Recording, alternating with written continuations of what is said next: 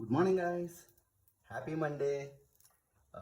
ఈరోజు స్పెషల్ ఏంటంటే సాంబార్ పొడి. అంటే మన బయట షాప్లో సాంబార్ పొడి కొని సాంబార్ చేస్తాం అనమాట.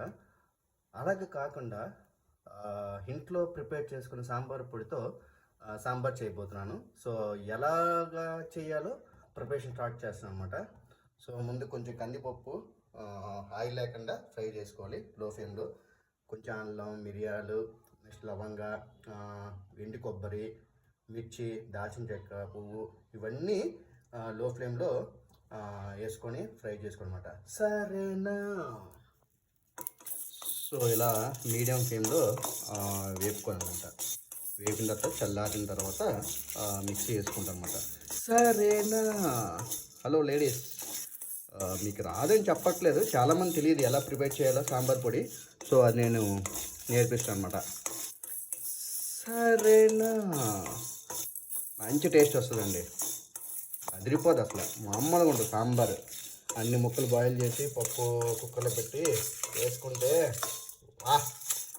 మంచి ఫ్రై, ఒకటి బెండకాయ ఫ్రై కానీ, ఆలు ఫ్రై కానీ, అరటికాయ ఫ్రై కానీ ఏమైనా పక్కన తప్ప కింద పెట్టుకుంటే లోపలికి వెళ్ళిపోతాయండి ముద్దలు, అన్నం ముద్దలు. సరేనా? సో ఇలాగా మనం ఆయిల్ లేకుండా అన్నీ ఫ్రై చేసుకొని చల్లారిన తర్వాత మిక్సీలో కొంచెం వాటర్ వేసుకొని మిక్సీ కొట్టుకోనమాట.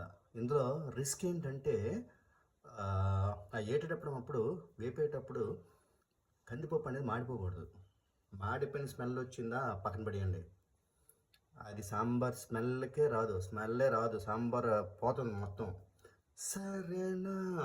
మాడకూడదు అనమాట, మాడిపోయిన స్మెల్ రాకూడదు. సరేనా?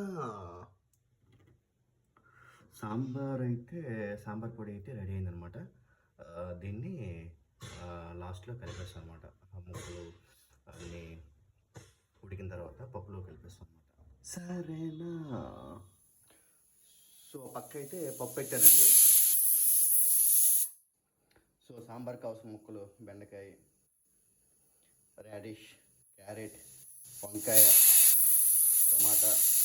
డ్రమ్ స్టిక్ వేసుకుంటే డ్రమ్ స్టిక్ కూడా మంచిది, బట్ డ్రమ్ స్టిక్ కాస్ట్లీ ఉందన్నమాట. సో వీటిని బాయిల్ చేసుకోవాలి. సరేనా? సో ముక్కలు అయితే ఉడుకుతున్నాయి, పప్పు అయితే రెడీ.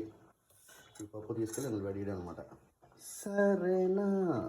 తర్వాత బాగా మరిగిన తర్వాత ఈ సాంబార్ మనం పొడి చేసుకున్నాం కదా, ఇది కూడా మిక్స్ చేస్తాం అన్నమాట. సరేనా? తర్వాత తాలింపు పెట్టుకుంటాం.